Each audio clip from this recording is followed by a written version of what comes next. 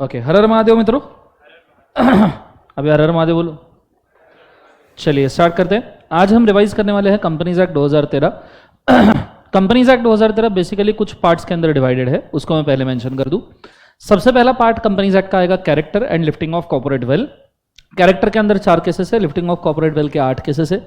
फिर उसके बाद में हम टाइप्स ऑफ कंपनी में जाएंगे। टाइप्स ऑफ कंपनीज में सभी कंपनीज को exam point of view important नहीं है, हम काम के लेंगे, जैसे OPC, public private, limited, unlimited, और साथ साथ में जो भी गवर्नमेंट फॉरेन कंपनी है वो वाली। और उसके बाद में समय बचा तो विल गो टुवर्ड्स कि भैया इनकॉर्पोरेशन का प्रोसेस क्या है, सेक्शन 8 कंपनी का प्रोसेस क्या है और डॉक्ट्राइन्स क्या है। Is it very clear? तो इतने पार्ट्स के अंदर कंपनीज एक्ट डिवाइडेड है। शुरू करते हैं यहां से। Ready? Are you guys ready? बोलो हाँ है ना? Okay, let's go. First and foremost thing, मुझे एक बार बताओ कंपनी का डेफिनेशन कौन से सेक्शन में है गाइस? जोर से बोलो, कौन से सेक्शन में है? 2 सबसेक्शन नंबर 20।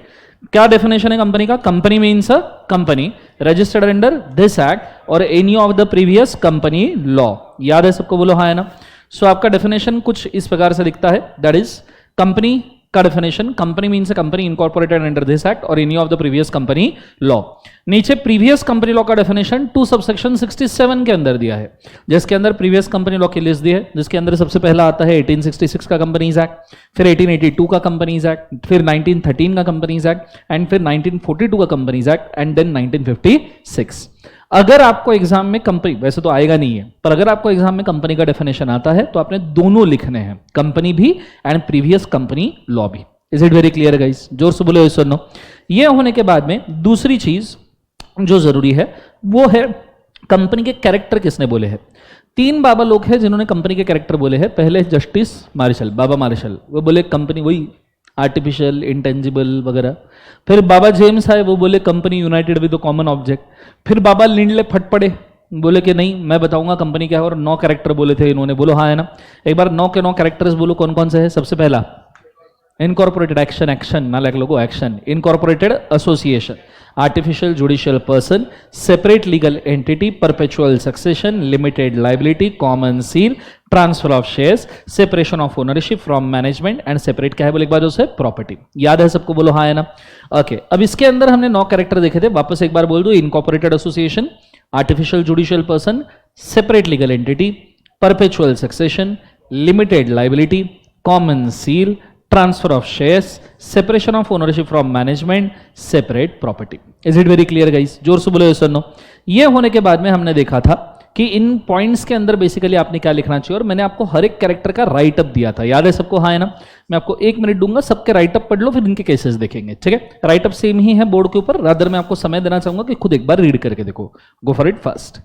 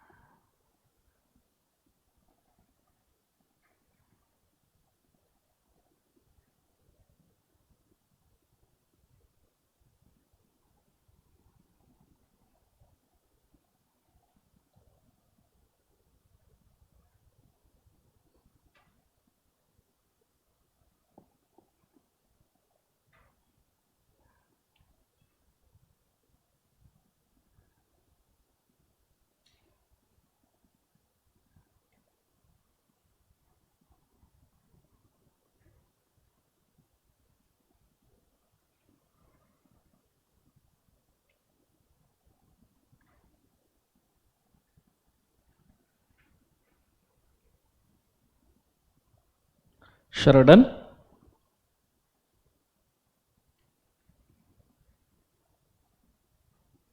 राइट पढ़ लिया सबने, बोलो सुनो।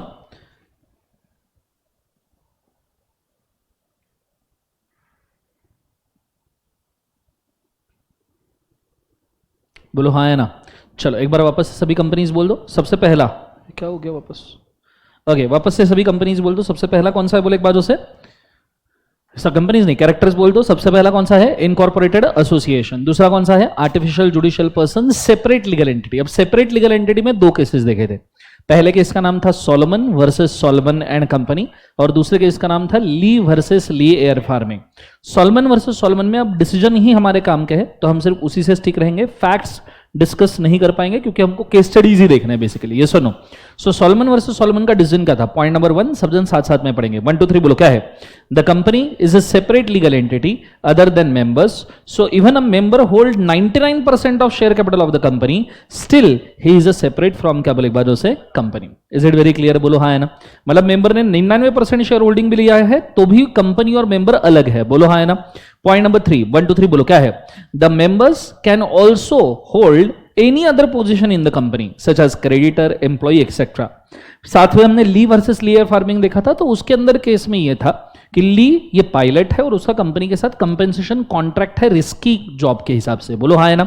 और उसका जब एक्सीडेंट होता है तो कंपनी से उसने क्या लेना चाहिए बोले एक बार उसे, कंपेंसेशन। तो फोर्थ पॉइंट था 1 2 3 बोलो क्या है। Any contract of member separately with a company is valid contract and company is bound by the same contract. Company उस कॉन्ट्रैक्ट से क्या हो जाएगी, binding. Fifth, so a contention that a member cannot be creditor and cannot claim his debt is invalid in क्या बोले एक बार उसे, law. A member if having an employment compensation contract with the company, it will be considered as क्या बोले एक बार उसे valid. So ये दोनों केसेस के अंदर हमने ये देखा था कि मेंबर अलग कंपनी अलग। मेंबर का कंपनी के साथ में कॉन्ट्रैक्ट हो सकता है और वो कंपनी से रीपेमेंट भी ले सकता है, कंपेंसेशन भी ले सकता है, कॉन्ट्रैक्ट के लिए कंसिडरेशन भी ले सकता है। इज इट वेरी क्लियर, जोर से बोलो सुनो। किसी को चाहिए तो इसका फोटो खींच के रखिए, ये डिसीजंस आपको एग्जाम में यूज होंगे for the purpose of writing, ठीक है। ये चीज को आपने याद रखना। ये होने के बाद हमने सेपरेट प्रॉपर्टी के अंदर दो केसेस देखे थे। एक था gramophone typewriter company versus Stanley. हमने देखा था कंपनी की प्रॉपर्टी या मेंबर के प्रॉपर्टी से सेपरेट होती है, बोलो हाँ या ना बच्चों, ओके और मेंबर्स का कंपनी की प्रॉपर्टी को विदाउट अप्रूवल यूज कर सकते हैं, नहीं। सो केस का डिसीजन पढ़ना, 1 2 3 बोलो क्या है। The property of the company is separate from the share holder, the share holder shall not use the property of the company for their personal purpose without approval of क्या बोले एक बात उसे, कंपनी। क्लियर है। अगर आपको approval है और आप प्रॉपर्टी यूज करो ठीक है, बट विदाउट अप्रूवल यूज करने से आपको कंपनसेशन देना पड़ेगा, ठीक है। तीसरा पॉइंट 1 2 3 बोलो क्या है। If a share holder uses the property of a company without the approval it will be liable for the compensation to the company. जैसे ग्रामोफोन टाइपराइटर कंपनी में जो स्टैनली करके मेंबर था, उसने कंपनी के ग्रामोफोन्स और टाइपराइटर्स को पर्सनल पर्पस के लिए यूज करना शुरू किया था, तो क्या ये अलाउड है, नहीं, तो उसको कंपनसेशन भी देना पड़ेगा, he will be liable for damages also. Is it very clear guys, जोर से बोलो यस और नो। नेक्स्ट वन, फिर हमने देखा था मकोरा versus northern insurance company limited. याद है कि आप कंपनी के स्टॉक का इंश्योरेंस खुद के नाम पे ले सकते हो क्या, याद है। टिम्बर कंपनी थी, मैं केस बोलता हूं, टिम्बर कंपनी थी कि टिम्बर कंपनी ने बहुत सारे लकड़े जो थे वो काट के रखे थे ना। जितना टिम्बर काट के रखा था उसका जो ओरिजिनल मेंबर था मकोरा, उसने पूरे कंपनी के टिम्बर के स्टॉक का इंश्योरेंस खुद के नाम पे लिया। मुझे बताओ, आप कंपनी की प्रॉपर्टी का इंश्योरेंस खुद के नाम पे ले सकते हो क्या, नहीं। इंश्योरेंस किसके नाम पे चाहिए, कंपनी। क्लियर है। अगर आपने ऐसा किया भी तो इंश्योरेंस वॉइड होगा और आपको प्रीमियम रिफंड कर दिया जाएगा। क्या किया जाएगा, रिफंड। आप कंपनी के स्टॉक का इंश्योरेंस खुद के नाम से ले नहीं सकते। तो पढ़िएगा पॉइंट नंबर 1 1 2 3 बोलो क्या है। The share holder shall not take a insurance of the property of the company in his own name. In such a case, insurance will be invalid and premium shall be refunded with interest. The property of the company shall be insured in the name of the company only as a separate property. Is it very clear? इससे हमने characteristics of company complete किए थे, 9 के 9 character और 4 cases हमने देखे थे। Is it very clear? सबको याद आ रहा है, बोलो हाँ है ना। Everybody yes or no? चलो, अब characteristics of company होने के बाद में हमको जाना था लिफ्टिंग ऑफ कॉर्पोरेट वेल के ऊपर। लिफ्टिंग ऑफ कॉर्पोरेट वेल याद है सबको, ये क्या आ गया, game loop bug report, okay okay. फिर हम गए थे लिफ्टिंग ऑफ कॉर्पोरेट वेल के ऊपर, याद है बच्चों सबको। चलो, लिफ्टिंग ऑफ कॉर्पोरेट वेल मतलब कि कंपनी पर्दा है, कंपनी क्या है, पर्दा। कंपनी के पीछे अगर कोई फ्रॉड करता है तो ऐसे सिचुएशन में कौन लायबल रहेगा, सच अ फ्रॉडुलेंट पर्सन, बोलो हाँ है ना। कंपनी कभी लायबल होती है क्या, नहीं। तो आ जाइए फटाफट, मैं एक बार केसेस ले लूं लिफ्टिंग ऑफ कॉर्पोरेट वेल के। Just wait.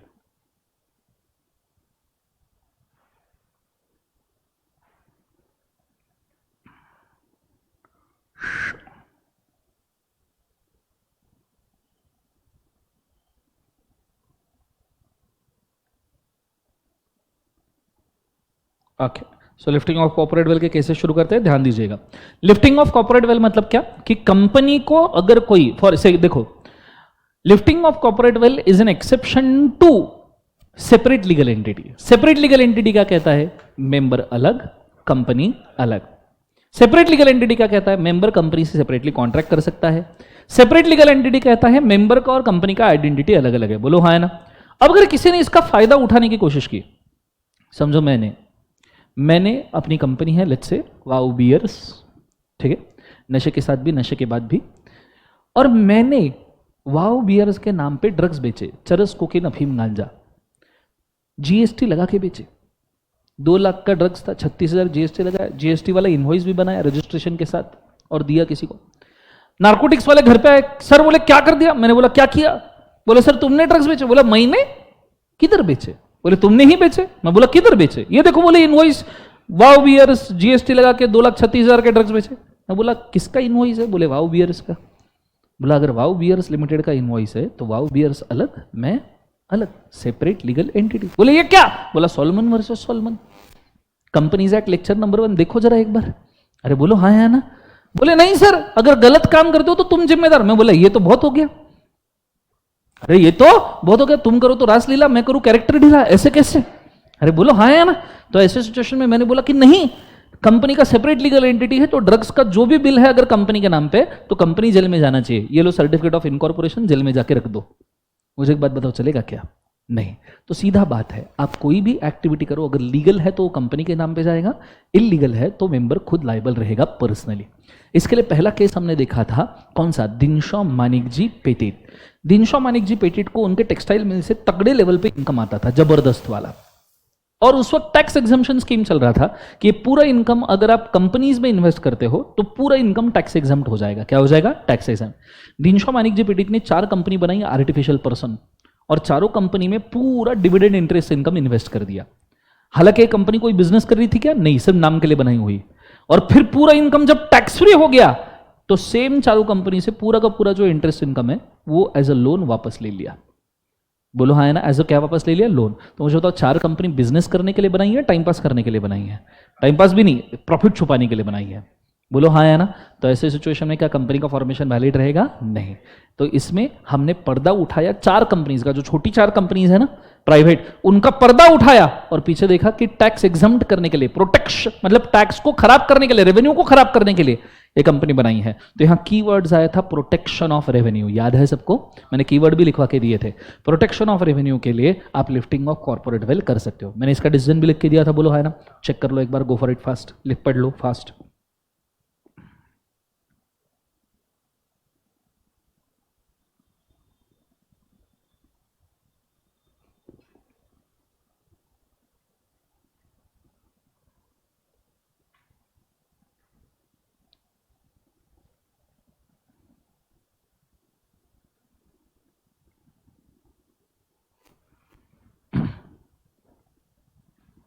Done everybody?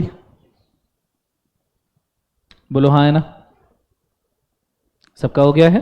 Okay, सो ये हो गया पहला केस। केस का नाम क्या है बोले एक बार जो से? Dinshaw Maneckji Petit. Is it very clear? फिर हम जा रहे थे दूसरे केस के ऊपर, एंड सेकंड केस का नाम है Daimler company versus continental tyre and rubber company of क्या बोले एक बार जो से? Great Britain. अब केस क्या था मैं पहले उसको समझा दूं। सिंपल अलाइन एनिमी पता है सबको? बोलो हाँ है ना। केस है अलाइन एनिमी के ऊपर बेस्ड। बोलो ये सुनो, हाँ, केस है अलाइन एनिमी के ऊपर बेस्ड। केस था वर्ल्ड वॉर में 2 कंपनीज थी जो अलग अलग कंट्री से बिलोंग करती थी। जैसे वर्ल्ड वॉर 2 हुआ था जर्मनी और इंग्लैंड के बीच में। बोलो हाँ है ना। तो एक कंपनी थी होल्डिंग कंपनी जर्मनी की, और एक कंपनी थी सब्सिडरी कंपनी ब्रिटिश की, या उल्टा ले लो, डजेंट मैटर, कोई फर्क नहीं पड़ता। Now subsidiary company holding company को प्रॉफिट ट्रांसफर करना चाहती थी, कॉन्ट्रैक्ट करना चाहती थी। तो यहां पे ब्रिटिश कंपनी ने जर्मन कंपनी का पर्दा हटाया और देखा कि एक्चुअली ये कंपनी तो है ही, पर ये एनिमी कंट्री की कंपनी है। तो इस कंपनी को अलाइन एनिमी का स्टेटस दिया गया। क्या का स्टेटस? Align enemy. और इसके साथ जो भी कॉन्ट्रैक्ट बोला वो सब वॉइड किया गया। क्या किया गया बोले एक बार, वॉइड। तो यहां हम लिफ्टिंग ऑफ कॉर्पोरेट वेल कर रहे हैं अलाइन एनिमी को आइडेंटिफाई करने के लिए। किसको आइडेंटिफाई करने के लिए? अलाइन एनिमी, जिसके साथ वाले सारे कॉन्ट्रैक्ट्स क्या हो जाएंगे, वॉइड। नीचे में चाहूंगा एक बार पढ़ लो जो भी इसका डिसीजन हमने लिखा हुआ है। गो फॉर इट फास्ट।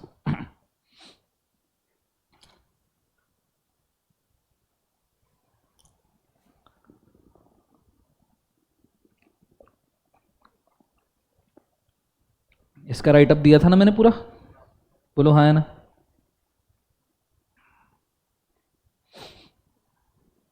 डन।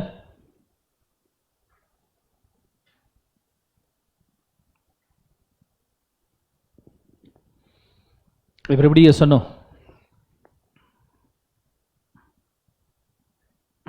आगे बढ़े, बोलो हाँ है ना? अब इसके बाद में हमने कौन सा केस लिया था, नाम बोलो। जॉन्स वर्सेस क्या बोले एक बार जो से, लिपमैन। इसके लिए मैंने आपको सेल ऑफ गुड्स एक्ट का एग्जांपल दिया था, resale of already sold goods का। अगर आपको याद होगा तो resale of already sold goods के अंदर गुड फेथ ओनर जो थर्ड पर्सन होता है उसको टाइटल मिलता है। बोलो हाँ है ना? अरे बोलो हाँ है ना? समझो मैंने ए ने गुड्स बेचे बी को, ए ने सेम गुड्स सी को बेचे, तो टाइटल किसको मिलना चाहिए? सी को, अगर सी गुड फेथ में है तो। इसी चीज के भरोसे के ऊपर जोन्स वर्सेस लिपमैन का केस हुआ था। सिचुएशन ये हुआ, लिपमैन ने एक लैंड था एग्रीकल्चरल लैंड, वो बेचा जोन्स को। किसको बेचा बोले एक बार जो से, जोन्स को। और जब उसने लैंड बेचा तो उसको पता चला कि यार जोन्स को उसने ये लैंड बहुत कम रेट पे बेचा है। ये लैंड उसको जोन्स को उसने ये लैंड बहुत कम रेट पे बेचा है, बहुत सस्ते रेट पे बेचा है। तो अब लिपमैन लैंड को सेव करना चाहता था। तो लिपमैन ने क्या किया, कुछ कंपनी बनाई खुद के नाम से, और खुद के और उसके लॉयर ने और उसने मिलकर कंपनी बनाई, और सेम लैंड को उन्होंने कंपनी को बेच दिया। और बाद में ये क्लेम किया कि भैया ये कंपनी एक्चुअल लैंड के ओनर है, तो ओनरशिप जोन्स के पास नहीं जाएगा। क्यों? क्योंकि resale of already sold goods का principle transfer of properties act में भी लगता है, और यहां पे इन्होंने ऑलरेडी सोल्ड प्रॉपर्टी को वापस रीसेल किया। तो यहां पे लिपमैन क्लेम कर रहा था जो कंपनी ये गुड फेथ ओनर है, इसलिए उसको एक्चुअल लैंड का ओनरशिप मिलना चाहिए, जोन्स को नहीं। तुमसे एक बात बताओ, किसको ओनरशिप मिलना चाहिए, जोन्स को या कंपनी को? जोन्स को, क्योंकि हम कंपनी का पर्दा अगर उठाए तो हमें पीछे कौन दिखेगा बोलो एक बार, Lipman. Lifting of corporate veil in case of fraudulent और इम्प्रॉपर कंडक्ट। आपने कीवर्ड्स याद किए होंगे, lifting of corporate veil in case of fraudulent and improper conduct. याद है सबको, बोलो हाँ है ना? इसके साथ एक और केस इम्प्रॉपर कंडक्ट और फ्रॉडुलेंट के ऊपर एक और केस देखा था, Gilford motor company versus Horne. याद है सबको, बोलो हाँ है ना? एक कंपनी थी गिलफोर्ड मोटार कंपनी, उसका एम्प्लॉय था हॉर्न। हॉर्न ने जब कंपनी से रिजाइन किया तो उसके रेजिग्नेशन के कॉन्ट्रैक्ट में मेंशन किया था कि वो कंपनी के कस्टमर्स को सॉलिसिट नहीं करेगा। हॉर्न कभी भी कंपनी के कस्टमर्स को सॉलिसिट नहीं करेगा। तो ऐसे सिचुएशन में हॉर्न खुद होके सॉलिसिट नहीं कर सकता था। मुझे एक बात बताओ, क्या हॉर्न खुद होके सॉलिसिट कर सकता था? नहीं। तो हॉर्न ने क्या किया? हॉर्न ने गेम खेला। हॉर्न खुद होके सॉलिसिट नहीं कर सकता था, ये प्रोहिबिटेड था। तो हॉर्न ने मॉर्गन नाम की कंपनी फॉर्म की, और मॉर्गन नाम की कंपनी के बिहाफ पे कस्टमर्स को सॉलिसिट करना शुरू किया। मुझे बताओ, क्या ये सॉलिसिटेशन अलाउड है?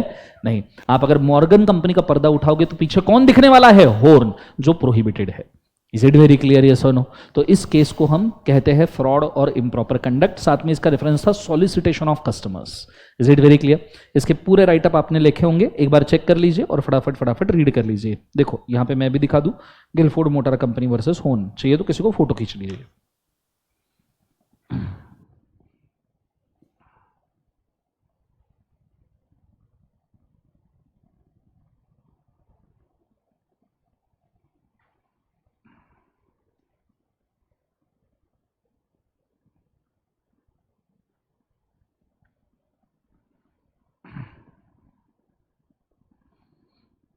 पढ़ लीजिए fast.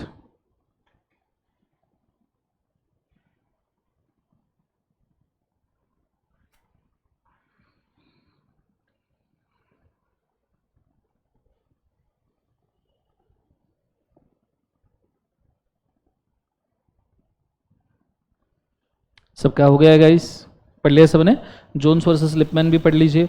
Creation of a company to save the goods और property which is already sold under a contract of sale is a void. Such a company is just a veil, वो सिर्फ क्या है? पर्दा। Any contract made by such a company for goods और property will be considered, इसका एक बार उसे void in law. समझ में आया पक्का? हाँ है ना? ये होने के बाद हम नेक्स्ट केस के ऊपर गए थे। 7-8 केसेस हमने देखे थे, बोलो हाँ है ना? नेक्स्ट केस था आपका कौन सा?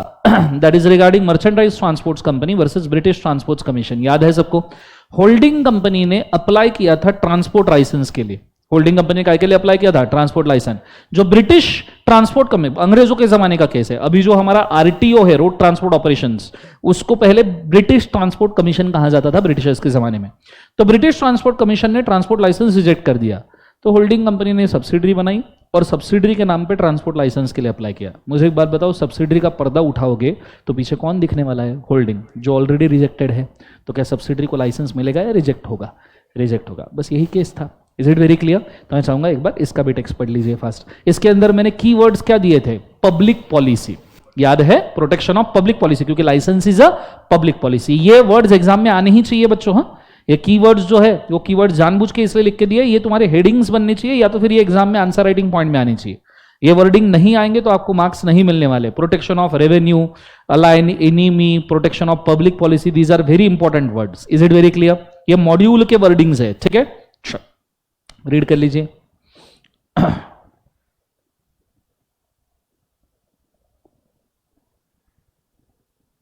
लाइव स्ट्रीम में समझ में आ रहा है कि कंफर्म बोलिए मुझे प्लीज।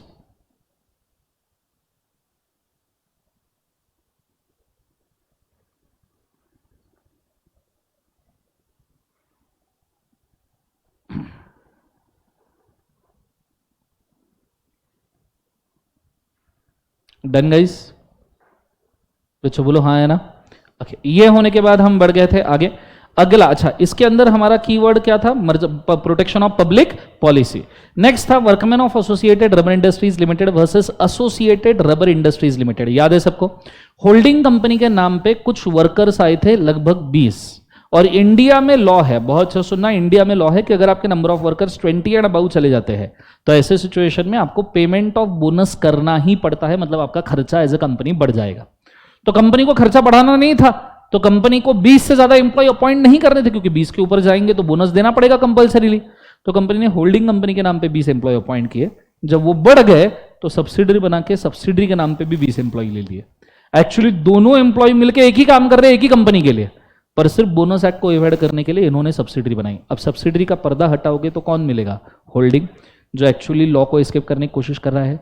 और यहां वर्कमैन के वेलफेयर लेजिस्लेशन से आप छेड़खानी कर रहे हो, तो ऐसे सिचुएशन में इसको वॉइड करार दे दिया गया। कीवर्ड्स है protection of workman welfare legislation. एक बार सब जन बोलो क्या है? Protection of workman welfare legislation. Subsidiary company का क्रिएशन यहां वॉइड है। Is it very clear? चलो, ये होने के बाद में लास्ट वाला केस और कोई देखा था हमने? इतने ही थे ना? बोलो हाँ है ना? चलो, सो दिस मच केस ये आपके एग्जाम में आ सकते हैं, ठीक है? 7-8 केस देखे। सबसे पहले केस का नाम वापस बोल दो, दिनशॉ मानिक जी पेटेंट। कीवर्ड क्या था? Protection of revenue. दूसरे केस का नाम Daimler company versus continental tyre, क्या था?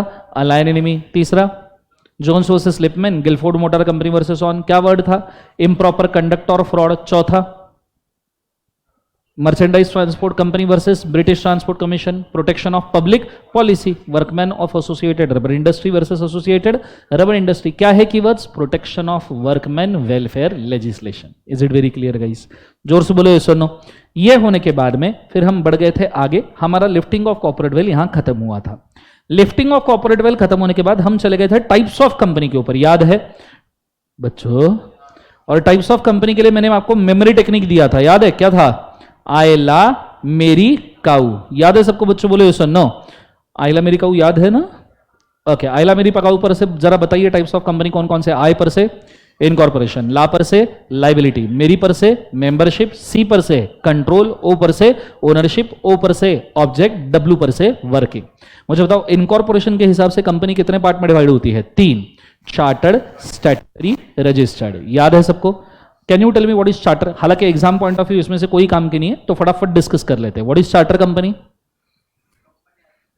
Company having a special right. किसने दिया special right? King, queen, dictator, government, इनमें से कोई भी अगर किसी कंपनी को स्पेशल राइट दे दे तो चार्टर कंपनी। जैसे ब्रिटिश ईस्ट इंडिया कंपनी को क्वीन ऑफ इंग्लैंड ने स्पेशल राइट दिया था गवर्नमेंट सेट करने के लिए। बोलो हाँ है ना? जिन्होंने इंडिया के ऊपर उसी के थ्रू राज किया। बोलो यस और no. That is a charter company. कौन सा कंपनी? चार्टर। दूसरा कंपनी कौन सा होता है? स्टैट्यूटरी। स्टैट्यूटरी कंपनी मतलब जो स्पेसिफिक लॉ के अंदर, स्पेसिफिक पार्लियामेंट्री एक्ट के अंदर बनी है। एग्जाम्पल क्या दिया था मैंने? SBI state bank of India under state bank of India act 1955, मतलब पहले state bank of India act बना 1955 का, उसके अंदर हमने state bank of India incorporate किया। LIC life insurance corporation under life insurance corporation act 1956, याद है सबको? हाँ है ना, मतलब पहले LIC एक्ट बना, उसमें हमने LIC बनाया। सो कभी भी आप किसी जैसे ICAI institute of chartered accountants of India, उसके लिए लॉ बना है 1949 में ICAI एक्ट, पर सिर्फ ये है कि ICAI is a body corporate and not a company, तो उसको स्टैट्यूटरी कंपनी नहीं बोल सकते, पर स्ट्रक्चर तो सेम है। बोलो हाँ या ना? तो ये चीज को याद रखना। Statutory, what is registered company? 220 company means a company registered under this act. Is it very clear? फिर हम गए थे दूसरा अनलिमिटेड कंपनी, और दूसरा कौन सा? लिमिटेड। ये भी पूछने के चांसेस बहुत कम है, फिर भी डिस्कस कर लेते हैं। अनलिमिटेड कंपनी मतलब बोलो, what is unlimited company? Where there is no limit on liability of the members. याद है सबको? बोलो हाँ है ना, कि कंपनी के मेंबर्स के लाइबिलिटी के ऊपर कोई भी लिमिट नहीं है, तो ऐसे कंपनी को हम क्या कहते हैं? बोले एक बाजू से अनलिमिटेड कंपनी। याद है? बोलो हाँ है ना। अब इसके लिए मैंने आपको एग्जाम्पल दिया था, ये देखो, ठीक है, अनलिमिटेड कंपनी हमने एग्जाम्पल लिया था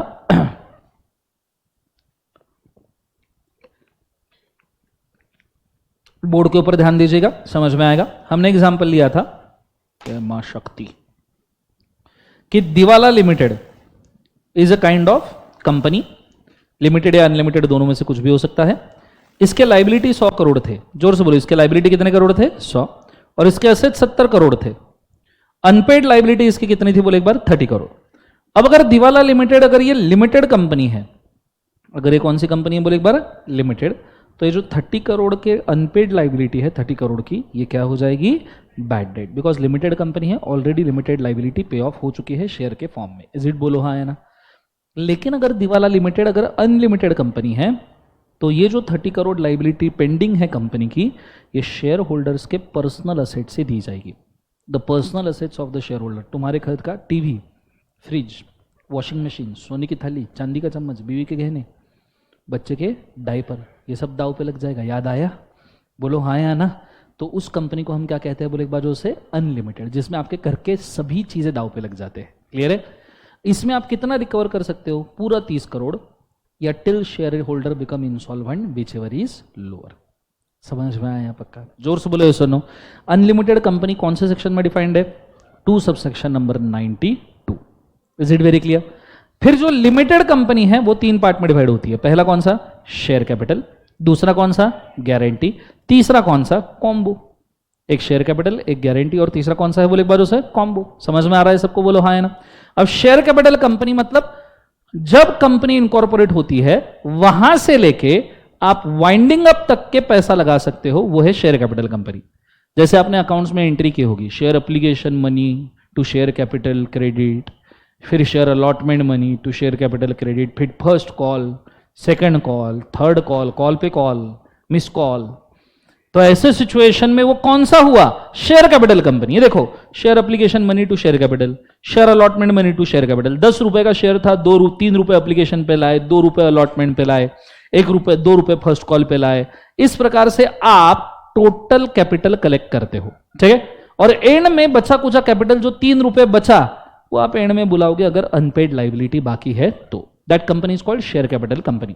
अब रिवीजन के अंदर, चैप्टर वाइज रिवीजन में इसको और डिटेल में मेंशन करना थोड़ा मुश्किल है, but I hope so concept पता होगा। नहीं तो फास्ट ट्रैक लेक्चर्स या बैकअप अवेलेबल है, उसमें से देख लीजिएगा, ठीक है। What is guarantee company? Company start में ही, कंपनी के स्टार्ट में ही आप पैसा नहीं देते हो, आप क्या देते हो? वादा।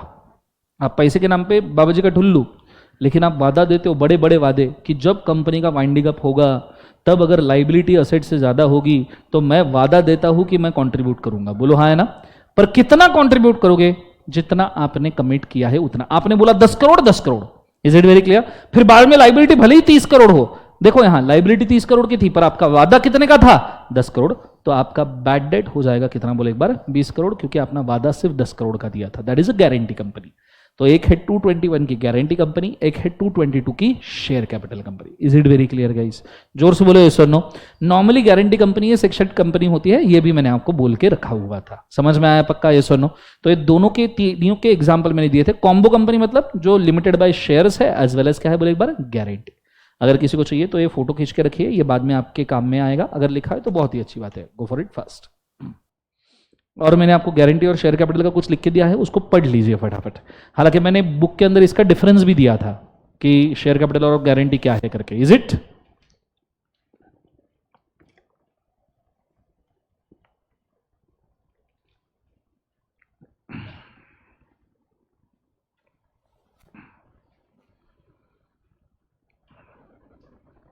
चलो लाइव स्ट्रीम में समझ में आ रहा है क्या?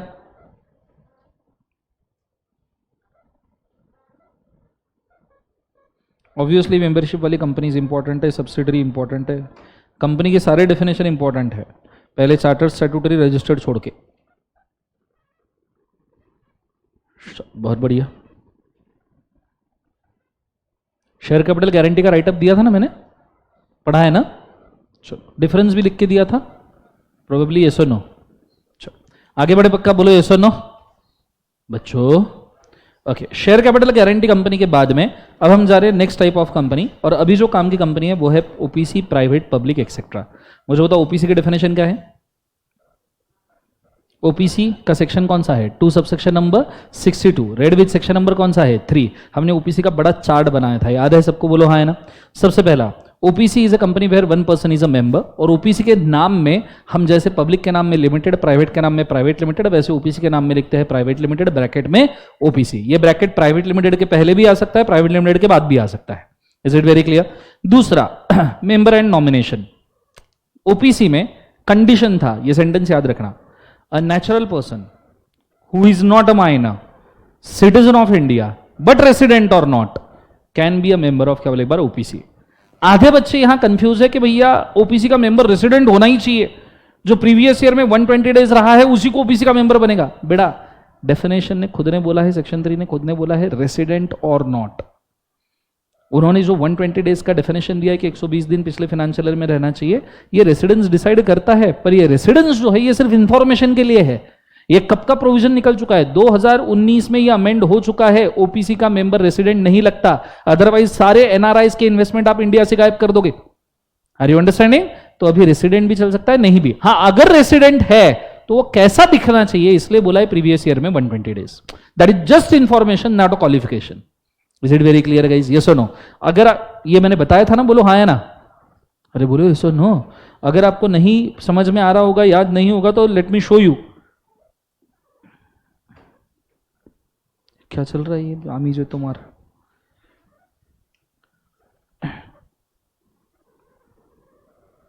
ओके, सो मैं बोर्ड के ऊपर मेंशन करके दिखा दूं आपको। होल्ड, सेक्शन नंबर 3 था, बोलो हाँ है ना। सी दिस, प्रमोटर नहीं, पर्पस नहीं, फॉर्मेशन 3। सी दिस, ये देखो यहाँ पे क्या लिखा है, सब जन साथ साथ में पढ़ेंगे ये सेंटेंस को। इंस्टीट्यूट के मॉड्यूल वाला सेंटेंस है, फाउंडेशन इंटर दोनों पे सेम है। 1 2 3 बोलो क्या है? Only a natural person. Natural person मतलब कौन? इंडिविजुअल।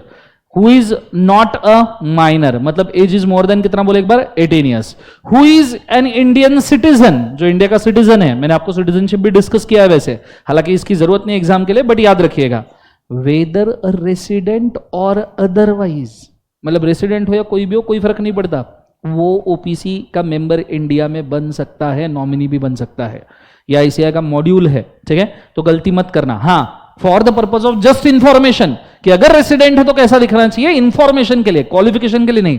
उन्होंने लिखा है प्रीवियस ईयर में जो not less than 120 days India में रहता है वो ओपीसी का रेसिडेंट मेंबर बोला जा सकता है। पर ये इंफॉर्मेशन है, क्वालिफिकेशन है क्या? नहीं, कोई भी ओपीसी फॉर्म कर सकता है। Is it very clear? बोलो हाँ या ना। किसी को चाहिए तो सेंटेंस का फोटो खींच के रखिए।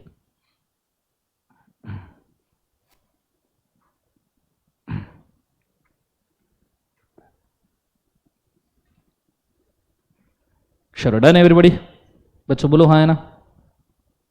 ओके, अब मैं जा रहा हूं चार्ट के ऊपर वापस अपने, ठीक है? आ जाइए। सो ओपीसी के लिए हमने चार्ट देखा था, यस और नो? सो चार्ट के अंदर रेसिडेंट वाला कंडीशन भी हमारा हो गया, यस और नो? किधर गया वो? खुल जा सिम सिम। हाँ, रेसिडेंट वाला कंडीशन भी हमारा हो गया। हमने ये भी देख लिया, सिटीजन होना चाहिए, रेसिडेंट हो भी सकता है, नहीं भी हो सकता। पर साथ में ये बोला है कि एक मेंबर एक ही ओपीसी में मेंबर हो सकता है और दूसरे ओपीसी में नॉमिनी होना बेसिकली अलाउड नहीं है। पर आईसीआई ने मेंबरशिप नॉमिनी दोनों एक साथ अलाउ करके रखा है। मेरे पर्सनल ओपिनियन में मैंने बोला था ये गलत है, पर आईसीआई के हिसाब से आपको लिखना है मेंबर और nominee both are allowed for one single member. Is it very clear, yes और नो? मेरा पर्सनल ओपिनियन से मार्क मिलने वाले नहीं है। Is it very clear, yes और नो? दूसरी बात मैंने ये भी बोला था, अच्छा कुछ बच्चों का दिक्कत ये होता है, सर एक ओपीसी में मेंबर है, एक ओपीसी में नॉमिनी है। मैंने बोला ठीक है चल जाएगा। सर फिर प्राइवेट कंपनी में साथ साथ में मेंबर हो सकता है क्या? पब्लिक कंपनी में साथ साथ में मेंबर हो सकता है क्या? बताओ, हो सकता है या नहीं हो सकता है? बिल्कुल हो सकता है। अगर आप एक ओपीसी के मेंबर और एक के नॉमिनी हो तो कितने भी प्राइवेट कंपनी, कितने भी पब्लिक कंपनी में शेयर होल्ड करो। अब फॉर एग्जांपल मैं ओपीसी का मेंबर हूं या नॉमिनी हूं, तो क्या मैं लिस्टेड कंपनी जो स्टॉक मार्केट के ऊपर इनके शेयर नहीं खरीद सकता? खरीद तो सकता हूं, तो मैं मेंबर बना ही ना भाई, बोलो हाँ है ना? तो मैं कितने भी प्राइवेट और पब्लिक कंपनी का शेयर होल्डर हो सकता हूं। Is it very clear guys? बोलो हाँ या ना? नेक्स्ट वन, अगली वाली चीज, ओपीसी दो बिजनेस नहीं कर सकता, बैंकिंग सॉरी एनबीएफसी नहीं बन सकता ओपीसी। क्यों नहीं बन सकता एनबीएफसी? क्योंकि, बोलो क्यों नहीं बन सकता ओपीसी एनबीएफसी? क्योंकि इससे बैंकिंग सेक्टर को डैमेज हो सकता है। बोलो हाँ या ना? इसलिए एनबीएफसी बनना अलाउड नहीं है। यस और नो?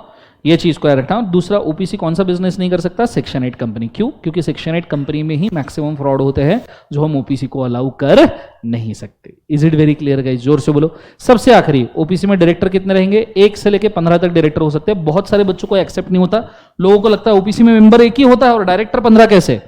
ये आपको इस वजह से लग रहा है क्योंकि आपको ऐसा लगता है मेंबर ही डायरेक्टर होना चाहिए। नहीं, ये कंपल्शन नहीं है। Non member, non share holder भी डायरेक्टर हो सकता है।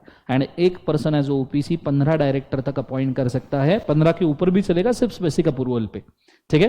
तो आपके दिमाग में अगर ऐसा है कि मेंबर ही डायरेक्टर, डायरेक्टरी मेंबर, मेंबर ही प्रमोटर, प्रमोटरी मेंबर, डायरेक्टरी प्रमोटर, प्रमोटरी डायरेक्टर, इसमें से कुछ भी नेसेसरी नहीं है। चाहो तो हो सकते हो, चाहो तो हो सकते हो, पर कंपलसरी है क्या? नहीं।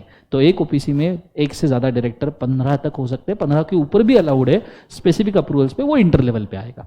Is it very clear guys? इस प्रकार से मैंने आपको पूरा ओपीसी समझाया था और हमारा चार्ट खत्म हो गया था। Is it very clear? चाहिए फोटो खींच लीजिए, गो for it fast. Okay, live stream में समझ में आ रहा है?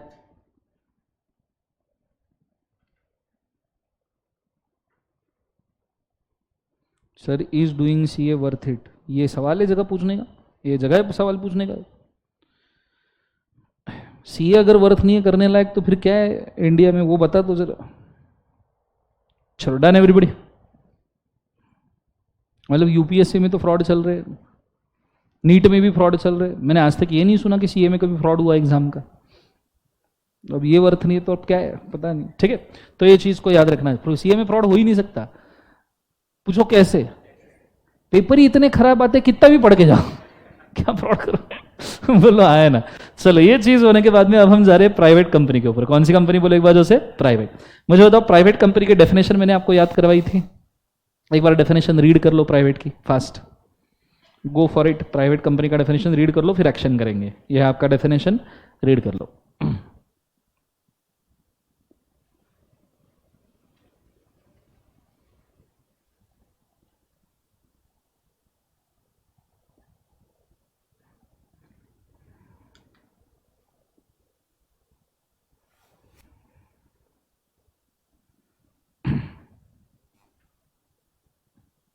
याद आया कुछ? क्या एक्शन था प्राइवेट कंपनी का? 2 सबसेक्शन कौन सा है? 68। A company by its A O A. याद आया? एक्शन करो सब लोग नालायक को। Let's go. Company by its A O A, transfer of shares restricted. हम दो, हमारे 200। Joint holding will be counted as 1। Present past employ shall not be counted. Invitation to public is not allowed. मैंने पूरा डेफिनेशन याद करके लिखवाया था आपसे। अरे याद है क्या? गई भैंस पानी में, भैंस का पूरा तबेला गया पानी में। Let's go. फिर मैंने इसका एनालिसिस करवाया था, तोड़ फोड़ एकदम। याद है क्या? ऐसा वाला। सबसे पहले कंपनी बाइट्स एओए, कंपनी जो खुद के आर्टिकल ऑफ एसोसिएशन के थ्रू। याद आया? Company bytes AOA. सबसे पहला, restrict the transfer of the share. What do you mean by restrict? तो मैंने आपको रेस्ट्रिक्ट वर्ड का मीनिंग बताया था। वर्ड यूज किया है रेस्ट्रिक्ट, प्रोहिबिटेड वर्ड यूज नहीं किया है। मतलब कर सकते हो पर थोड़ा थोड़ा। ठीक है, ट्रांसफर कर सकते हो पर थोड़ा थोड़ा। पूछो कैसे? सबसे पहले आप member to member share transfer allowed है। दूसरा, मेंबर ने खुद के रिलेटिव को शेयर देना अलाउड है। तीसरा, प्राइवेट प्लेसमेंट में शेयर देना अलाउड है। प्राइवेट प्लेसमेंट के लिए एग्जांपल दिया था शार्क टैंक। रिलेटिव के लिए मैंने 2 सबसेक्शन 77 बोला था, 2 स्टेप ऊपर मदर फादर, 2 स्टेप नीचे सन डॉटर, एक आजू एक बाजू ब्रदर सिस्टर। अब इनको इनके मियाँ बीवियों से जोड़ दिया था हमने, ऊपर जोड़ना था क्या, अरे ब्रदर की दुल्हन सिस्टर का हस्बैंड लिख के हमने काटा था क्योंकि ये रिलेटिव में नहीं आते, पर सन की वाइफ और डॉटर का हस्बैंड ये दोनों के दोनों आते हैं। इनमें से किसी को भी प्राइवेट कंपनी के शेयर ट्रांसफर करोगे चलेगा, there is no restriction. Is it very clear, yes और नो? पर पब्लिकली आप ट्रांसफर नहीं कर सकते। हाँ, शार्क टैंक में प्राइवेट प्लेसमेंट में करना चाहो चलेगा, बिकॉज दोज आर इन्वेस्टर, पर आप आईपीओ पब्लिकली किसी को भी शेयर नहीं दे सकते। Is it very clear guys? दूसरा वाला हमने देखा था कि maximum number of members private company में, तो ओपीसी में तो एक ही हो सकता है, प्राइवेट में मिनिमम 2 मैक्सिमम कितना 200। उसके अंदर अगर कोई ज्वाइंट होल्डर्स है, कौन है ज्वाइंट होल्डर्स, तो हम उनको क्या काउंट करते हैं 1। मैंने आपको ज्वाइंट होल्डर के लिए मीनिंग समझाया था। अगर 20 शेयर होल्डर 100 शेयर होल्ड कर रहे हैं तो मैंने आपको बताया था ज्वाइंट होल्डर का मीनिंग ये नहीं होता कि 20 शेयर होल्डर 100 शेयर होल्ड कर रहे तो हर एक जन 5 होल्ड कर रहा है। ज्वाइंट होल्डर का मीनिंग होता है 20 शेयर होल्डर 100 होल्ड कर रहे हैं तो हर शेयर होल्डर 100 होल्ड कर रहा है, क्योंकि हर share holder from the 20 share holder have equal right over the 100 shares. Is it very clear, yes और नो? तो जिसको ये सेंटेंस समझ में आ गया उसको ज्वाइंट होल्डिंग समझ में आ गया। ऐसा नहीं कि 20 ने 100 होल्ड किए तो हर एक ने 5, हाँ 20 ने 100 होल्ड किए तो एक ने भी 100 होल्ड किए, 2 ने भी 100 होल्ड किए, 10 ने भी 100 होल्ड किए और 20 ने भी 100 होल्ड किए, बिकॉज हर शेयर होल्डर का हर 100 शेयर्स के ऊपर इक्वल राइट है। Is it very clear guys? फिर भी हम इनको क्या करके काउंट करते हैं 1। ये होने के बाद में मैंने आपको नेक्स्ट चीज बताई थी कि प्रेजेंट और पास्ट एम्प्लॉय अगर कोई है तो ऐसे सिचुएशन में अगर वो शेयर होल्डर है तो हम प्रेजेंट और पास्ट एम्प्लॉय को शेयर होल्डर नहीं मानते, मेंबर में नहीं गिनते। पर जरूरत यह है कि ड्यूरिंग हिज एम्प्लॉयमेंट उसको शेयर देना चाहिए। ड्यूरिंग हिज एम्प्लॉयमेंट शेयर मिला है तो नहीं गिनते। अगर समझो बंदा पहले शेयर होल्ड कर चुका है बाद में एम्प्लॉय बन गया तो हम उसको गिनते हैं। अगर पहले शेयर होल्डर बनाए बाद में एम्प्लॉय बना तो हम उसको गिनते हैं। बंदा एम्प्लॉय था, एम्प्लॉयमेंट खत्म हो गया और बाद में शेयर होल्ड किए, हम उसको भी गिनते हैं। Is it very clear? पर ड्यूरिंग इज एम्प्लॉयमेंट जिसको शेयर दिए हम उसको गिनते हैं क्या? नहीं। ये चीज समझने लायक है, ये चीज को याद रखेगा। हमने इसको डिस्कस किया था, याद है? बोलो हाँ है ना, जोर से बोलो यस और नो। इन केसेस को भी हमने लिया था। अगला वाला सबसे आखिरी, invitation to public is not allowed, मतलब प्राइवेट कंपनी प्रोस्पेक्टस पब्लिक में इशू नहीं कर सकती, ना आईपीओ के लिए ना ही एफपीओ के लिए। इनिशियल पब्लिक ऑफर के लिए भी नहीं कर सकती, फर्दर पब्लिक ऑफर के लिए भी नहीं, मतलब पब्लिक से इशू कर ही नहीं सकते। किसका? कैपिटल। हाँ, डेड इंस्ट्रूमेंट डिवेंचर वगैरह के लिए कर सकते हैं और उसके लिए लिस्टेड भी हो सकती है, पर कैपिटल पब्लिक से रेज कर नहीं सकती। ये हमने प्राइवेट कंपनी के पूरे डेफिनेशन को रिवाइज किया था। ये चार्ट आपके काम में आ सकता है, हो सके तो फोटो खींच के रखिए, आपके बुक में ऑलरेडी ड्रॉ होगा तो एक बार रेफर कर लीजिए, गो फॉर इट फास्ट। बहुत इंपॉर्टेंट डेफिनेशन है प्राइवेट कंपनी का, बहुत ज्यादा चांसेस है इसके ऊपर सवाल आएंगे।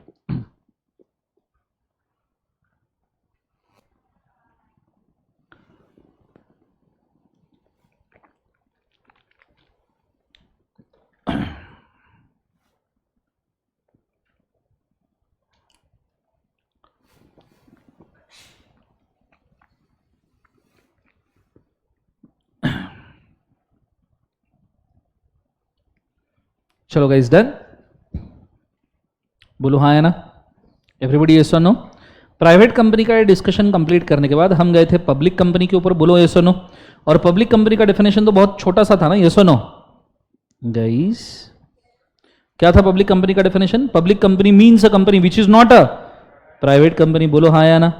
And minimum number of members कितने होने चाहिए? 7। And paid up capital as may be prescribe. हालांकि पब्लिक कंपनी का कोई सब्सिडरी है तो हम उस कंपनी को भी क्या कहते हैं, बोले एक बार जो से डीम्ड पब्लिक कंपनी। याद है सबको? बोलो हाँ है ना। और जो पहला सेंटेंस है कि public company is not a private, उसका मतलब यह है कि प्राइवेट कंपनी के जो 3 रिस्ट्रिक्शंस है वो पब्लिक को अप्लाई नहीं होते। याद है बच्चों सबको? जोर से बोलो यस और नो। पब्लिक के बाद हम गए थे स्मॉल कंपनी के डेफिनेशन पे। स्मॉल कंपनी याद है? आपके बुक के अंदर लिखा होगा या बोर्ड के ऊपर दिया है, कृपया एक बार रीड कर लो फिर मैं आपको समझाता हूं। Go for it fast. बहुत important definition, one more time star mark करके रखिए। स्मॉल कंपनी पूछने के चांसेस देखो, private, small, subsidiary, foreign, government, ये 5 डेफिनेशन में से कुछ भी आ सकता है। वापस बोलता हूं, मार्क कर लीजिए, private, small, subsidiary, government, foreign, ये 5 डेफिनेशन बहुत काम के हैं। एंड ओपीसी, ठीक है, यही सबसे बड़े डेफिनेशन है। प्रोबेबली इनमें से सवाल पूछा जाएगा। स्मॉल कंपनी रीड कर लीजिए फर्स्ट।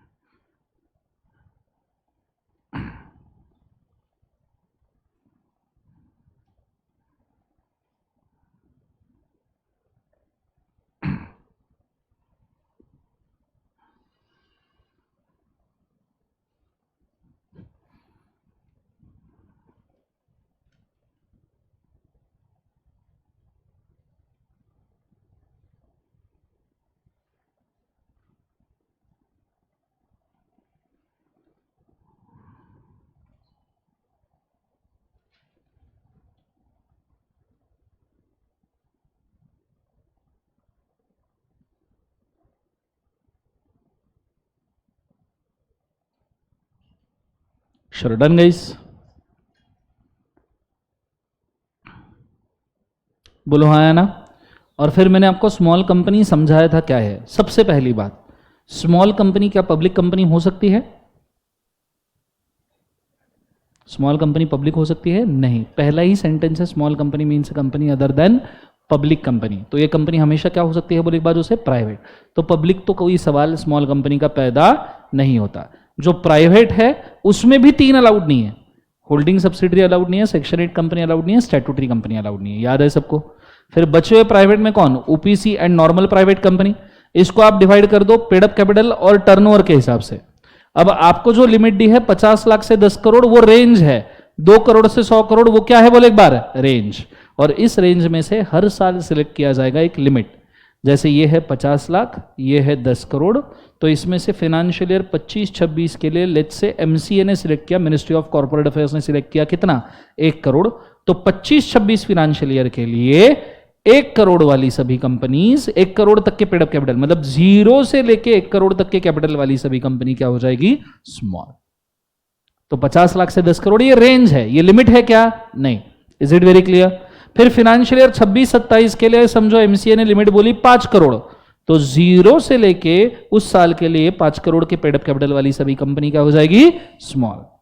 और अगर 27-28 के लिए लिमिट बोली 7 करोड़, तो 27-28 फाइनेंशियल ईयर के लिए 0 से लेके 7 करोड़ तक की सभी कंपनी हो जाएगी स्मॉल। क्या एमसीए कभी ये लिमिट 10 करोड़ के ऊपर बना सकता है? नहीं। इसलिए 10 करोड़ के ऊपर की सभी कंपनी हमेशा क्या रहेगी? बिग, क्योंकि ये लिमिट एमसीए के ऊपर जा ही नहीं सकती, ये लिमिट ही नहीं जा सकती। मतलब 10 करोड़ के ऊपर के सब बिग ही हो गए ना। क्या ये लिमिट 50 लाख के नीचे जा सकती है? 40 लाख? नहीं।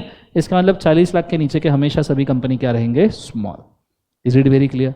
Same with the turnover. For example MCA ने 25-26 फाइनेंशियल ईयर के लिए, अब रेंज क्या है? 2 करोड़ से लेके 100 करोड़। 25-26 फाइनेंशियल ईयर के लिए लिमिट रखी 6 करोड़। लिमिट क्या रखी बोले एक बार? 6 करोड़। तो 0 से लेके 6 करोड़ तक की सभी कंपनी 25-26 के लिए क्या हो गई? स्मॉल। आइडिया क्लियर है? बोलो हाँ या ना। और फिर लिमिट 26-27 के लिए रखी 25 करोड़। 25 करोड़ हो सकती है, हाँ 100 करोड़ तक अलाउड है। 0 से लेके 25 करोड़ की सभी कंपनी क्या हो गई? स्मॉल। एंड 27-28 के लिए अगर 100 करोड़ रखी तो 0 से लेके 100 करोड़ तक की सभी कंपनी हो गई स्मॉल। क्या 100 करोड़ के ऊपर कभी लिमिट जाएगी? नहीं। तो 100 करोड़ के ऊपर की हमेशा परमानेंटली क्या हो जाएगी? बिग। क्या लिमिट 2 करोड़ के नीचे कभी आएगी? 1.99 करोड़? नहीं। इसलिए 2 करोड़ के नीचे की हमेशा परमानेंटली क्या रहेगी? Small. Is it very clear? दोनों कंपनीज के बीच में क्या रहेगा बोले एक बार? एंड। दोनों कंप्लाई, दोनों कंडीशन में एंड है। पेड अप कैपिटल भी लिमिट में चाहिए, टर्नओवर भी लिमिट में चाहिए। सर हर से फाइनेंशियल ईयर की लिमिट होती है? हाँ बेटा। तो सर इस फाइनेंशियल ईयर के लिए हमारे एग्जाम के लिए लिमिट क्या है वो बताओ। तो तुम्हारे एग्जाम की लिमिट क्या है बोले एक बार? 4 करोड़। तो तुम्हें एग्जाम के अंदर स्मॉल कंपनी का क्वेश्चन आया तो ऐसा मत करना सिर्फ 4 करोड़ लिख के आ गए, नहीं, पहले पूरी डेफिनेशन लिखना, ठीक है? स्मॉल कंपनी की पूरी डेफिनेशन, और फिर बोलना कि for current financial year limit is 4 crore for paid up capital and 40 crore for the turnover. और फिर 4 एंड 40 करोड़ के हिसाब से आंसर देना है। स्मॉल कंपनी में सिर्फ 4 करोड़ 40 करोड़ लिख के आओगे, मार्क कटेंगे। पहले डेफिनेशन, फिर लिमिट्स, फिर answer. Is it very clear guys? जोर से बोलो सर नो। याद रखना बहुत सारे बच्चे गलती करती है, 4 करोड़ 40 करोड़ लिख के आ जाते हैं, गलत, ठीक है? आपका पहला विद्यार्थी बनो, डेफिनेशन पूरी लिखो, फिर 4 करोड़ 40 करोड़ मेंशन करो, और फिर उसको मेंशन करो कि स्मॉल है या बिग है। Is it very clear? 4 और 40 दोनों कंप्लाई किए तो स्मॉल है, एक भी तोड़ा तो बिग है। Is it very clear? Holding subsidiary है तो भी बिग है, स्टैट्यूटरी कंपनी है तो भी बिग है, सेक्शन 8 कंपनी है तो भी बिग है। समझ में आया पक्का? तो ये मैंने आपको ड्रॉ करके दिया था स्मॉल कंपनी की सिचुएशन में, प्रोबेबली आई गेस आपको याद होगा। क्लियर है कंसेप्ट? ये होने के बाद अब हम गए थे नेक्स्ट वाले सिचुएशन पे, holding subsidiary associate sister concern. याद है सबको? बोलो हाँ है ना। सब्सिडरी कंपनी कितने तरीके से बन सकती है? अब मैंने सब्सिडरी और गवर्नमेंट कंपनी को एक साथ पढ़ाया था, याद होगा तो बोलो हाँ है ना। सब्सिडरी कंपनी 2 तरीके से बन सकती है, 2 सबसेक्शन 87 में, याद है? 287 में सब्सिडरी कंपनी 2 तरीके से बनेगी। पहला, control the composition of board of director, या कंट्रोल द मेजोरिटी ऑफ क्या बोले एक बार उसे? Voting power. दोनों में से कुछ भी किया तो भी आपकी कंपनी होल्डिंग है, और जिसका ये किया जा रहा है वो क्या बन जाएगी बोले एक बार? सब्सिडरी। वोटिंग पावर जो है वो हमेशा इक्विटी शेयर होल्डर के ऊपर डिपेंड होते हैं। क्या के ऊपर? Equity shares. And control the composition of board of director, 10 में से 6 बोर्ड ऑफ डायरेक्टर अगर आपने कंट्रोल कर लिया, मतलब H limited holding company S limited के 10 डायरेक्टर में से 6 कंट्रोल कर रही है, तो एस लिमिटेड क्या बन जाएगी बोले एक बार? Subsidiary. Is it very clear guys? बोलो हाँ या ना। अब ये मैंने आपको होल्डिंग सब्सिडरी समझाया था एक एग्जाम्पल से, रणबीर कटरीना दीपिका वाला, याद आया? अरे ओए, याद आया नहीं आया? रणबीर लिमिटेड ने 60,000 majority of voting power hold किया दीपिका के, तो दीपिका क्या बन गई? सब्सिडरी। रणबीर लिमिटेड ने कटरीना प्राइवेट लिमिटेड में के 10 डायरेक्टर में से 7 को कंट्रोल किया, तो कटरीना क्या बन गई? सब्सिडरी। बदले में दीपिका ने और कटरीना ने आलिया आलिया लिमिटेड के अंदर कितना होल्ड किया? 30% और 25%। अब देखो दीपिका के लिए तो आलिया एसोसिएट बन गई ना, क्योंकि एसोसिएट का डेफिनेशन क्या है? 2(6) when one company holds the substantial interest of other company, substantial holding का मतलब है 20% और मोर वोटिंग पावर। याद आया? बोलो हाँ या ना? तो दोनों के लिए, अब कटरीना के लिए भी आलिया लिमिटेड क्या बन गई? बोले एक बार, एसोसिएट। पर दोनों मिलके 30% 25%, टोटल कितना हुआ? 55%। रणबीर के लिए तो आलिया क्या बन जाएगी? Subsidiary company. Is it very clear guys? सबको समझ में आ रहा है? बोलो हाँ या ना? जोर से बोलो यस और नो। फिर मैंने आपसे कुछ सवाल पूछे थे कि अगर समझो कोई प्राइवेट लिमिटेड कंपनी है, उसकी कोई पब्लिक लिमिटेड सब्सिडरी है, तो क्या ये पब्लिक लिमिटेड कंपनी पब्लिक रहेगी या डीम प्राइवेट हो जाएगी? तो हमने देखा था पब्लिक कंपनी हमेशा पब्लिक ही रहती है, वो डीम प्राइवेट नहीं होती। समझो इस पब्लिक कंपनी की कोई प्राइवेट लिमिटेड सब्सिडरी है, तो वो पब्लिक होगी या प्राइवेट होगी? क्योंकि देखो मेन होल्डिंग कंपनी प्राइवेट है, मेन होल्डिंग कंपनी क्या है? प्राइवेट। तो जो नीचे की सब्सिडरी है वो प्राइवेट होगी या पब्लिक होगी? तो डीम पब्लिक ही होगी, बिकॉज बीच में पब्लिक कंपनी फंसी है। सिंपली लॉजिक ये लगाओ, पब्लिक का पैसा कहां जा रहा है? अगर पब्लिक का पैसा ए लिमिटेड में जा रहा है, तो ए लिमिटेड के थ्रू बी प्राइवेट लिमिटेड में भी तो जा रहा है, तो ऑब्वियसली वो क्या हो जाएगी? Deem public. और बी प्राइवेट लिमिटेड की अगर सी प्राइवेट लिमिटेड है, तो वो भी क्या हो जाएगी? Deem public. Is it very clear? जोर से बोलो यस और नो। साथ में हमने ये भी देखा था कि अगर दो कंपनीज मिलकर जॉइंट वेंचर बनाती है, तो उसको भी हम एसोसिएट कंपनी में काउंट करते हैं, क्योंकि एसोसिएट में सब्सटेंशियल इंटरेस्ट भी है, जॉइंट वेंचर भी है। याद है सबको? बोलो हाँ या ना? तीसरा मैंने बोला था कि अगर दो कंपनीज में common board of director, common, जिंदगी मिलेगी ना दोबारा, जिंदगी झंडना होगी दोबारा, या मौत ना मिलेगी दोबारा, बोलो यस और नो? तो ऐसे सिचुएशन में कॉमन बोर्ड ऑफ डायरेक्टर तो क्या एक दूसरे की एसोसिएट या सब्सिडरी है? नहीं, those are just group company under common management. फिर मैंने आपको बोला था कि एक ही होल्डिंग कंपनी के 2 सब्सिडरी है, तो उनको हम प्यार से क्या बोलते हैं? Sister concern. और फिर मैंने आपको फिनिशिंग टच दिया था कि किस प्रकार से अपने सब्सिडरी को देखना चाहिए। फोकस देना, 0 से लेके 20% के नीचे के इन्वेस्टमेंट तक हम उसको इन्वेस्टमेंट कहते हैं। 20% से ऊपर या उससे ऊपर 50% के नीचे या उसके इक्वल हम कहते हैं एसोसिएट। 50% के ऊपर 75% के नीचे भी call it as a subsidiary.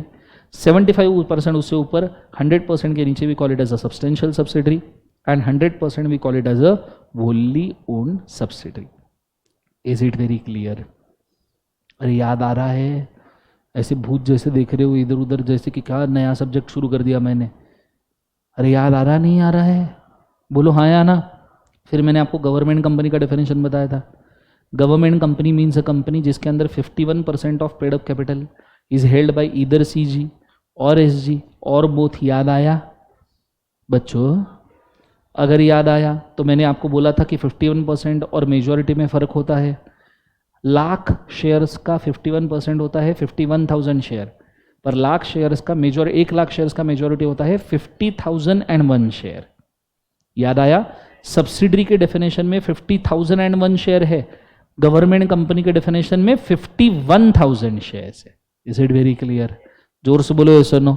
फिर मैंने बोला था गवर्नमेंट कंपनी का अगर कोई सब्सिडरी है तो उसको भी गवर्नमेंट कंपनी बोला जाएगा। Is it very clear?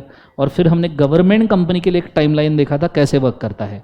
मैंने बोला था गवर्नमेंट का, अगर गवर्नमेंट का सीजी या एसजी का किसी भी कंपनी में 20% से नीचे होल्डिंग है तो उसे हम कहते हैं गवर्नमेंट इन्वेस्टेड। 20% से ज्यादा और 40% के नीचे होल्डिंग है तो गवर्नमेंट एसोसिएट। 40% या उससे ज्यादा और 51% से नीचे है government PSU, public sector undertaking. 51% या उससे ज्यादा है, 75% के नीचे है government company. Is it very clear? बोलो हाँ है ना? एंड 75% या उससे ज्यादा है, 100% के नीचे है गवर्नमेंट सब्सिडरी कंपनी सब्सटेंशियल, और उसके बाद में 100% is wholly owned government company. Is it very clear? ये दोनों टाइमलाइन से आपको सब कुछ समझ में आ सकता है, चाहिए तो फोटो खींच के रखिए। लाइव स्ट्रीम में समझ में आ रहा है क्या दोनों? मुझे कंफर्म बोलिए, गो फॉर इट फास्ट।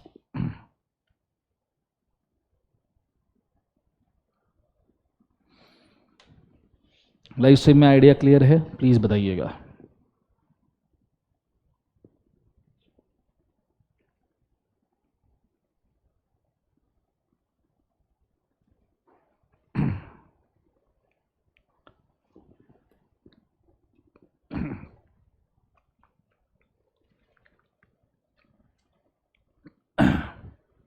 शरोडन है एवरीबॉडी?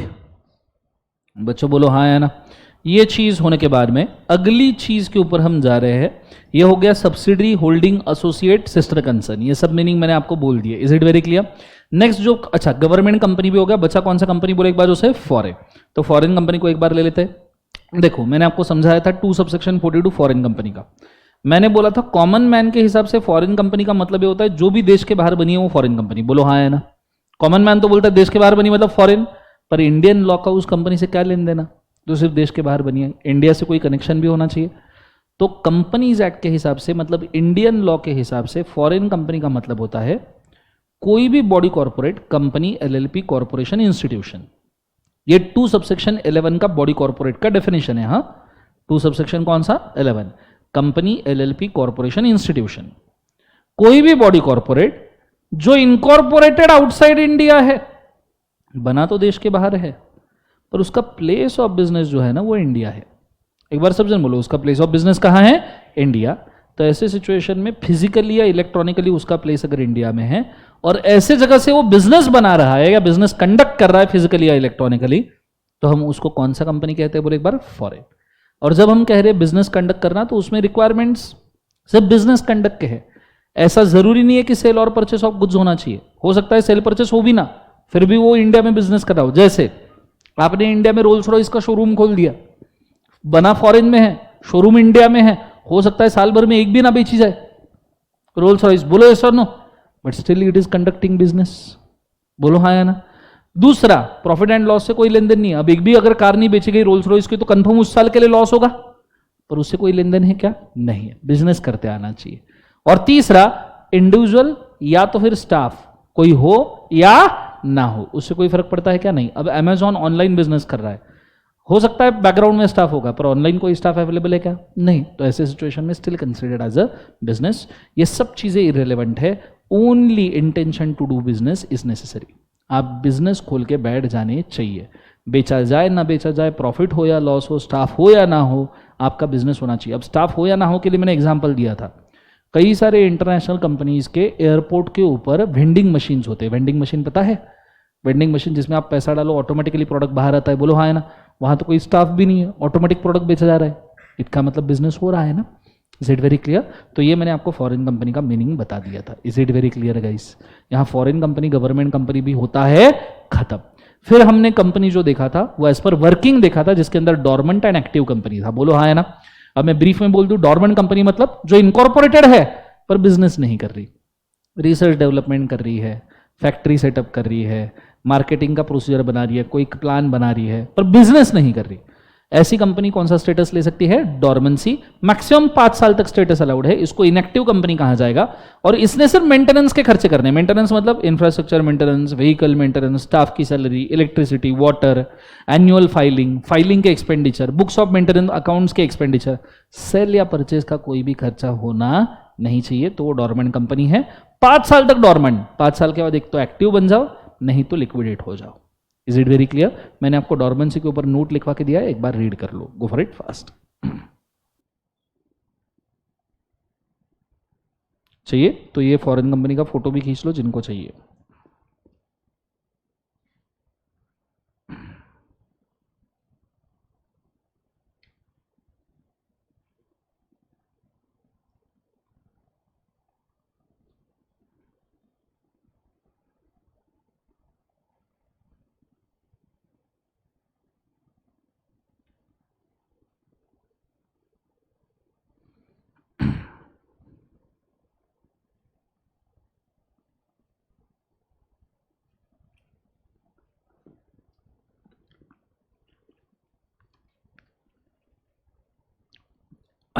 चलो डन गाइस, समझ में आया डॉर्मेंसी भी? यहाँ आपके टाइप्स ऑफ कंपनीज, डॉर्मेंट और एक्टिव कंपनीज मिला के सब टाइप ऑफ कंपनी होते हैं, खत्म। Is it very clear guys? बोलो यस और नो। और फिर उसके बाद में हम गए थे कंपनी के memorandum and article of association पे, याद है सबको? चलो एक बार मेमोरेंडम के फटाफट क्लॉजेस बोल दीजिए मुझे। पहला क्लॉज कौन सा है? नेम। दूसरा क्लॉज कौन सा था? ऑब्जेक्ट। तीसरा क्लॉज कौन सा था? Registered office. चौथा कौन सा? Capital, subscription, liability, nomination. याद है सबको 7 क्लॉजेस? बच्चों हे भगवान, कहाँ गया मेमोरेंडम? 7 क्लॉजेस थे ना, और हर एक क्लॉज को हमने लिखा भी था।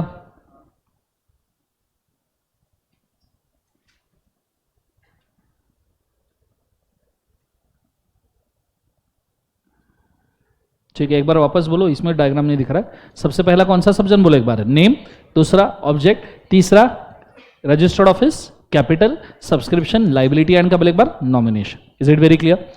नेम क्लॉज कंपनी का नाम डिसाइड करता है। नाम ऑब्जेक्ट से थोड़ा बहुत सिमिलर होना चाहिए, बोलो हाँ है ना? मुझे बताओ, नेम अब्यूजिव चलेगा क्या? डिसीजिव चलेगा क्या? नेम के अंदर किसी का डिफेमेशन चलेगा क्या? नहीं। क्लियर है? नेम जो है वो सच्चा और अच्छा होना चाहिए। नेम के अंदर रॉयल, इंपेरियल, किंग, क्वीन ये वर्ड चलते हैं क्या? नहीं। ये फाउंडेशन तक ही याद रखना, इंटर पे चेंज हो जाएगा। ठीक है? दूसरा ऑब्जेक्ट क्लॉज। ऑब्जेक्ट क्लॉज कितने टाइप के होते हैं? 2। एक होता है कौन सा ऑब्जेक्ट? मेन। और दूसरा ऑब्जेक्ट कौन सा होता है? एंसिलरी, सप्लीमेंट्री, जो लो या नो कॉस्ट के ऊपर चेंज हुआ जा सकता है। तीसरा क्लॉज कौन सा होता है? रजिस्टर्ड ऑफिस, मतलब कंपनी कौन से स्टेट में है। चौथा कौन सा? कैपिटल। और मैंने कैपिटल का आपको डिवीजन देके दिया था, बोलो हाँ या ना? सबसे पहले टाइप का कैपिटल कौन सा आता है? ऑथोराइज। ऑथोराइज में से निकाल दीजिए अनइशूड, तो आएगा इशूड। इशूड में से निकाल दीजिए अनसब्सक्राइब, तो आ जाएगा सब्सक्राइब। सब्सक्राइब में से निकाल दीजिए अनकॉल्ड, तो आ जाइएगा कॉल्ड अप। और कॉल्ड अप में से निकाल दीजिए कॉल्स इन अरियर्स, तो आ जाएगा क्या? बोले एक बार, paid up. Is it very clear guys? जोर से बोलो सुनो। और अनकॉल्ड कैपिटल और कॉल इन अरियर्स दोनों मिलकर क्या मिलता है?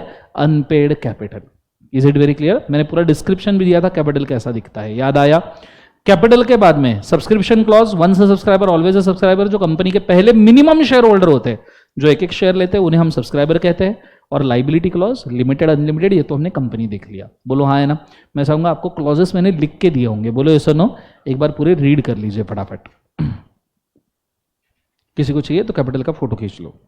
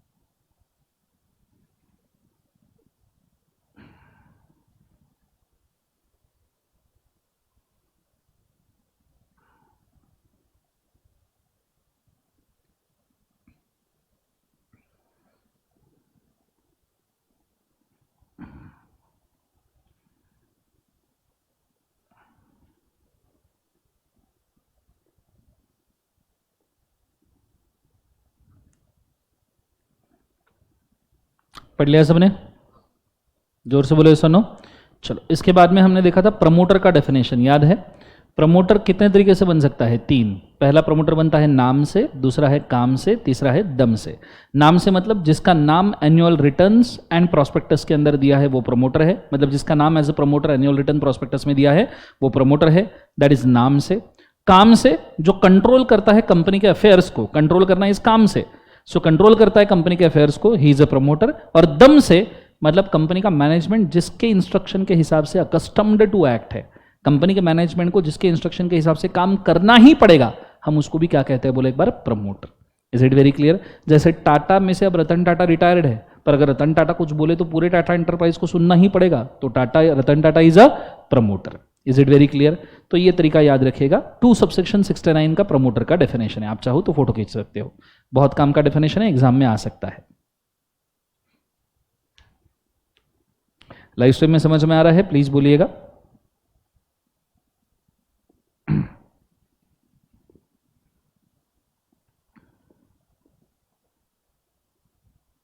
Guys done? बच्चों बोलो हाँ या ना? ये होने के बाद में हम बढ़ गए थे आगे और हमने नेक्स्ट चीज जो देखी थी वो ये थी कंपनी का इनकॉर्पोरेशन किस प्रकार से होता है, और मैंने आपको 7 स्टेप का प्रोसेस लिख के दिया था कि किस प्रकार से कंपनी बनाई जा सकती है। बोलो हाँ या ना। ओके, मुझे बताओ स्टेप नंबर 1, या रीड करते हो एक बार।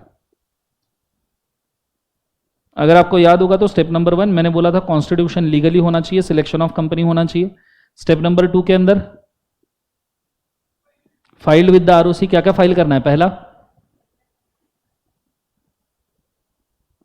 पॉइंट लिख के दिए थे ना मैंने आपको। एक काम करो, पहले रीड करो, बाद में वापस पूछता हूं, ठीक है? एटलीस्ट रिवाइज हो जाएगा। सब पॉइंट रीड करो, जितने इनकॉर्पोरेशन के 7 पॉइंट लिख के दिए थे, 7 ही लिख के दिए ना? हाँ, 7 में 7 से 7 स्टेप्स में, याद है? सेक्शन 7 स्टेप्स नंबर्स भी 7।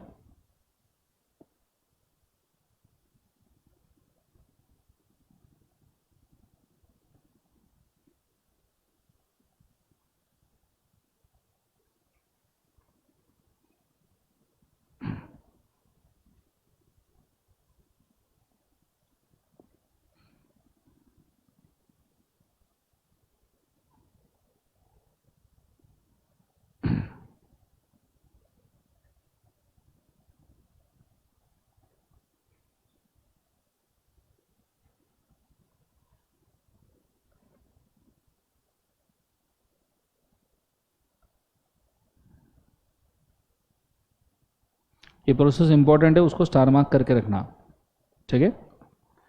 ये फाउंडेशन में भी इंपॉर्टेंट है, इंटर के लिए भी इंपॉर्टेंट है, दोनों जगह पे काम में आएगी। हाँ, इनकॉर्पोरेशन का process.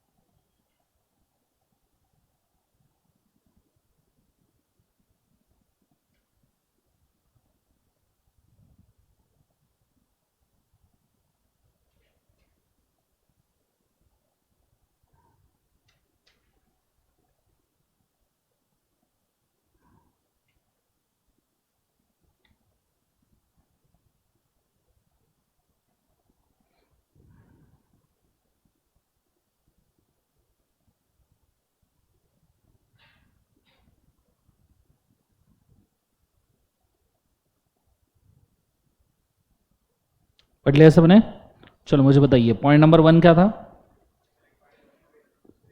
Selecting the company after of public private and कौन सा बोले एक बार? ओपीसी। बराबर है, बोलो हाँ है ना? तो ये सेम पॉइंट एक मॉड्यूल का है जो कॉपी करके दिया था। दूसरा पॉइंट क्या था? फाइल करनी चाहिए। कौन कौन से डॉक्यूमेंट फाइल करने बोलो? Memorandum article, declaration bye